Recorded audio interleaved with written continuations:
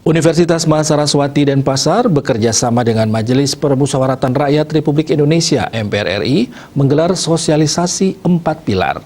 Implementasi nilai-nilai Pancasila dalam penyelenggaraan pendidikan di perguruan tinggi. Sosialisasi tersebut resmi dibuka Rektor Unmas Made Sukamerta dan menghadirkan narasumber Ketua MPR RI Haji Bambang Susatyo.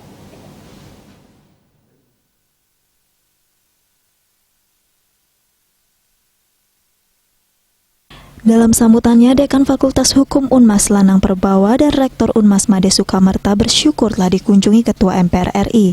Eksistensi pilar bangsa Indonesia membuat beraneka suku, ras, dan agama tetap bersatu dan tidak terjadi perpecahan, walaupun masih ada kelompok intoleran yang ingin merongrong persatuan dan kesatuan NKRI. Namun berkat adanya 4 pilar ini, bangsa Indonesia tetap rukun. Terutama mahasiswa tersebut dimanapun berada, mari dalam kehidupan kita itu bagaimana kita mempertahankan, mengimplementasikan 4 pilar MPR ini kepada semua rakyat Indonesia, lingkungan di mana saudara berada.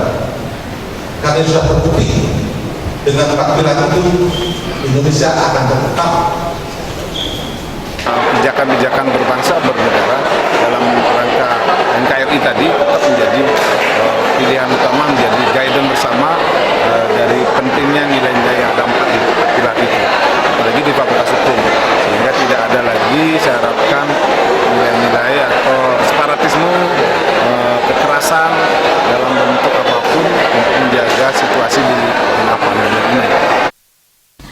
Dalam paparannya, Ketua MPR RI Bambang Susatyo mengatakan pandemi COVID-19 menyebabkan krisis kesehatan dan krisis ekonomi.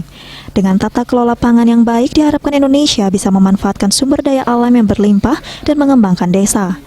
Pada masa pemerintahan Presiden Soekarno, Indonesia memiliki garis-garis besar pola pembangunan nasional semesta berencana. Di masa pemerintahan Presiden Soeharto, Indonesia memiliki garis-garis besar haluan negara atau GBHN. Sejak era reformasi, pola pembangunan berubah karena berdasarkan visi dan misi Presiden Wakil Presiden terpilih yang dielaborasi dalam rencana pembangunan jangka menengah 5 hingga 10 tahun. Kondisi ini menjadikan tidak adanya kesinambungan pembangunan. Tidaklah heran jika kini banyak pihak menggaungkan kembali pentingnya haluan negara dalam 40 hingga 50 tahun ke depan dan pentingnya implementasi nilai-nilai Pancasila dalam penyelenggaraan pendidikan.